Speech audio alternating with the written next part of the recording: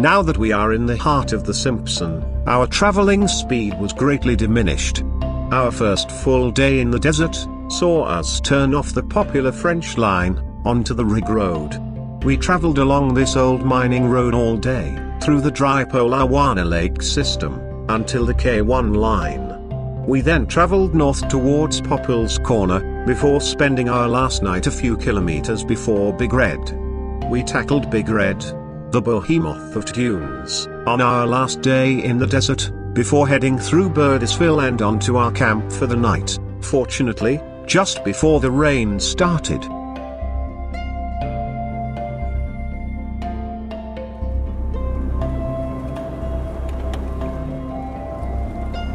The amazing colors of the desert greeted us as soon as we hit the track this morning. We were still heading east this morning, and the dunes were still very simple, but fun to cross.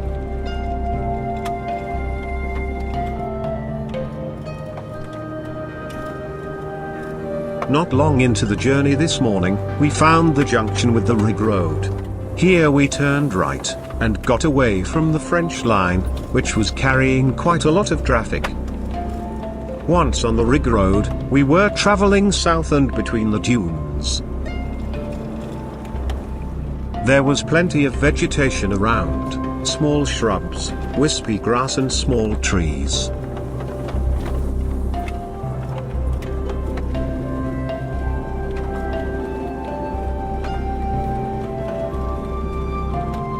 The rig road was originally constructed for the machinery required for the many oil wells that were being operated around this part of the desert. With the wells long since dried up, the original road has also been absorbed back into nature.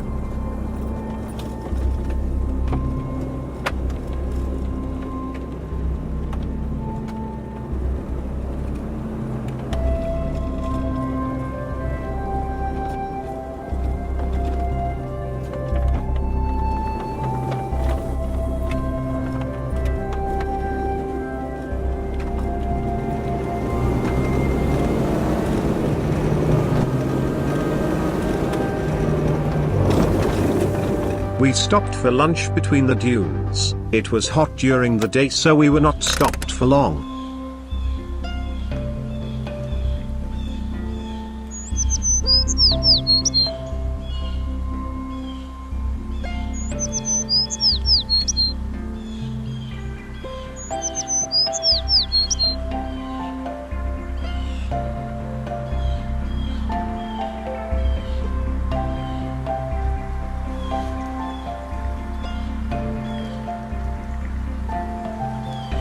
We were stopped long enough for Jack to use up some of his energy.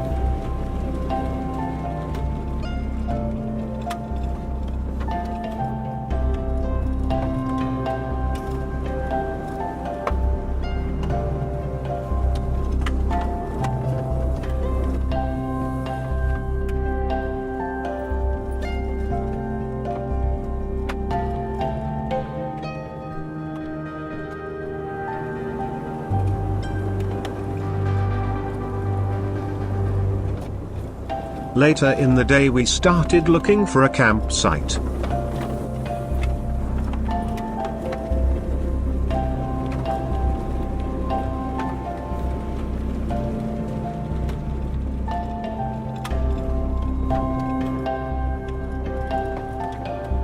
Hi Gavin, sorry mate, no room for hitchhikers today.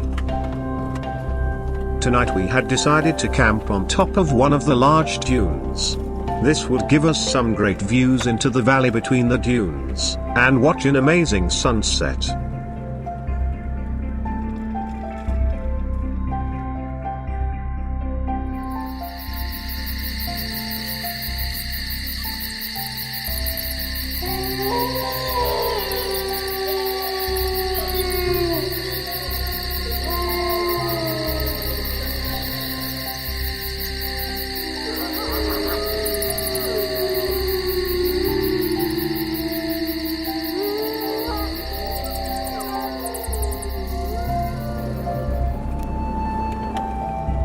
Our second day in the desert was nothing short of breathtaking.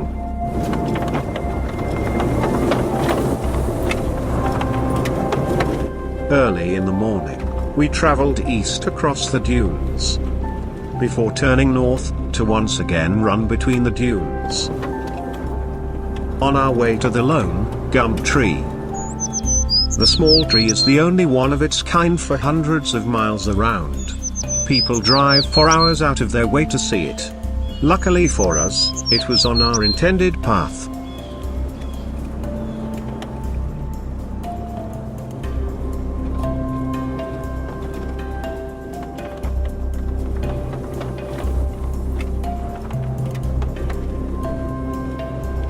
The trail then turned east again, and we started finding some dunes that were much more challenging. The height of the dunes, and distance between them, were increasing.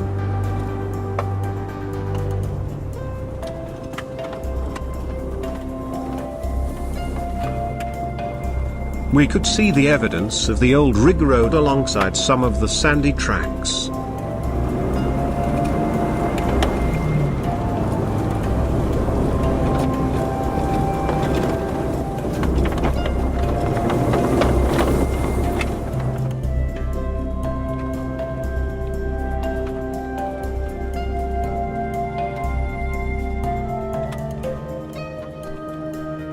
Before long, we started to enter the region of the dry lake system. Our first encounter took our breath away.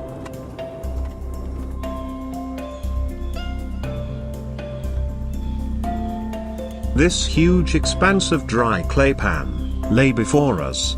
Little did we know, this first encounter was only a small one.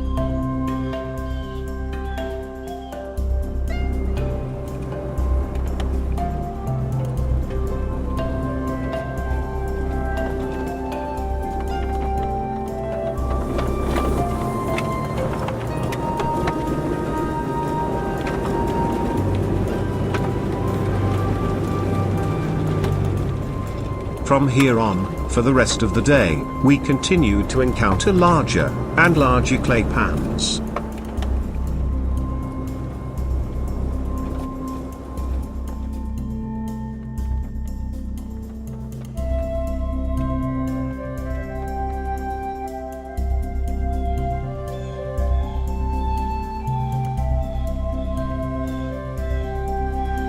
We stopped at one of the large clay pans and took some obligatory tourist photos.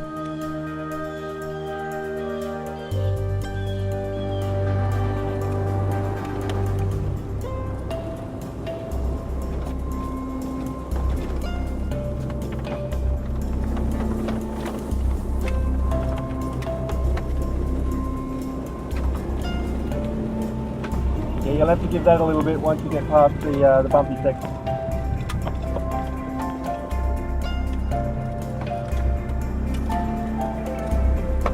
Late in the afternoon, we hit our first recovery operation. The long wheelbase of Red's car caused it to bottom out on top of a steep dune. We spent some time digging the sand out, and of course recording the event for all to see.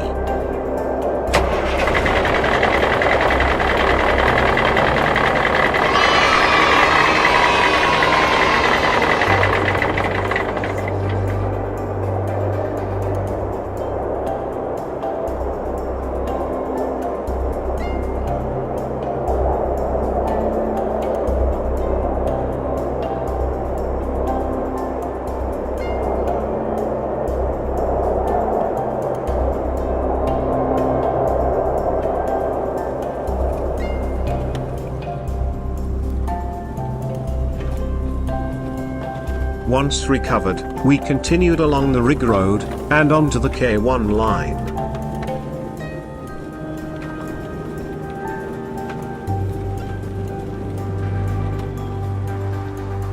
We eventually found our campsite for the night, alongside yet another clay pan.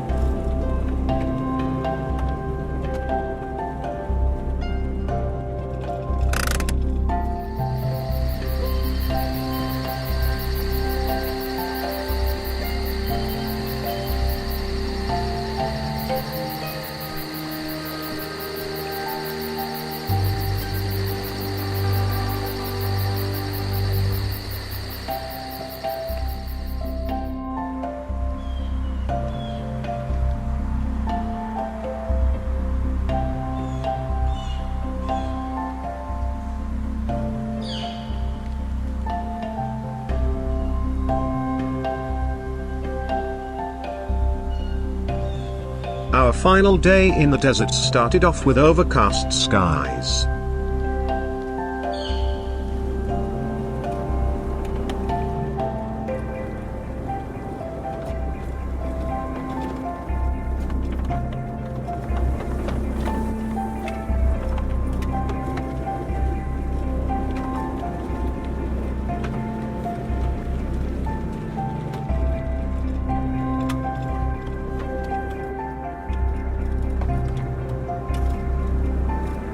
It was a short run to our first interesting dry creek crossing.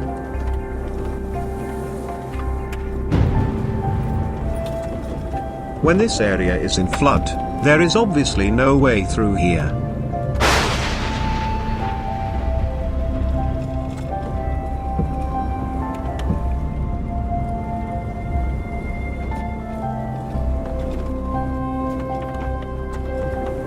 There is a long detour around this floodplain when needed.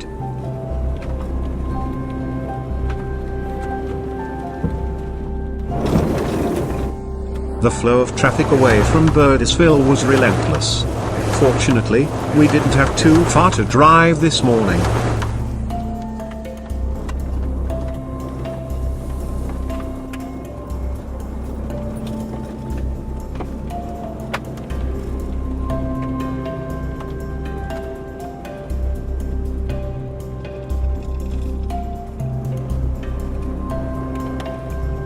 And eventually, behold, Big Red.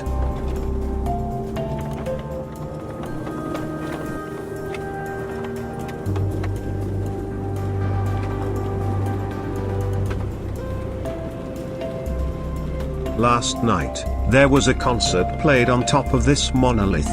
John Williamson was the main act, and remnants of the event lay all around. We watched as several attempts were made to conquer the track, and soon enough, it was our turn.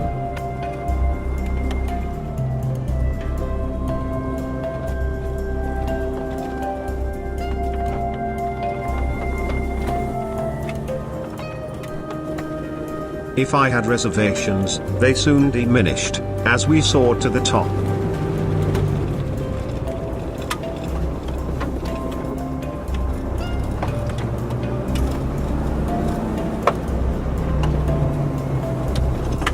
And admired the amazing views.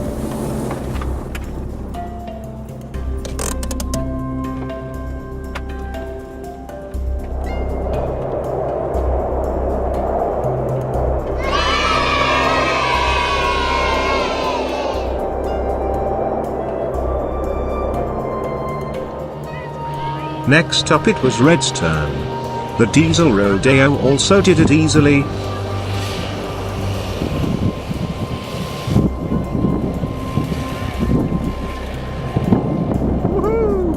Made it. Although stopping before the very top was perhaps the wrong choice.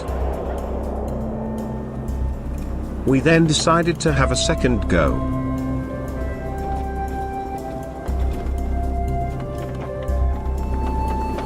This time using the longer track to the left.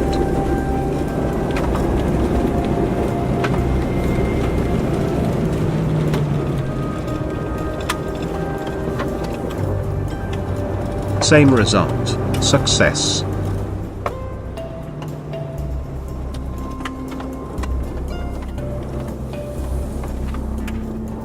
The other side of Big Red was an amazing view of the waterlogged floodplain. The next few days would see the water level here continue to rise.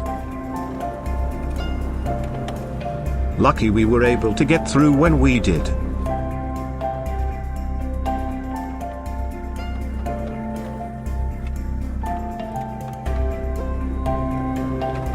After putting some air in the tires, we were off again.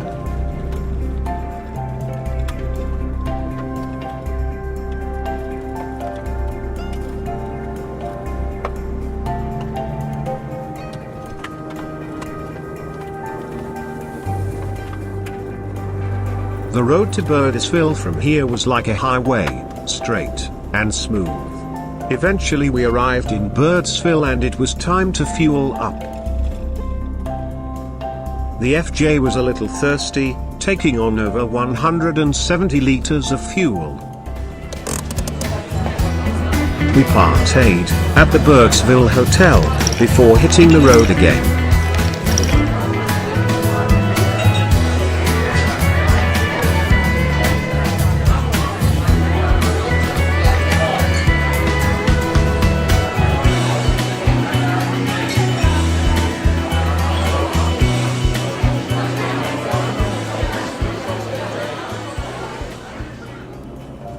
After some rather average navigation getting off the main highway, we soon turned to the south and headed to Cardelger outstation ruins.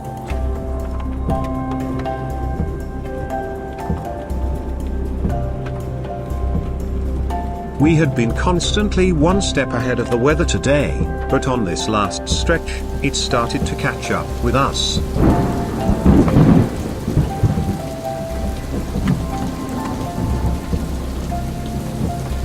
Quick stop at the ruins, where we met up with Great Divide Tours again.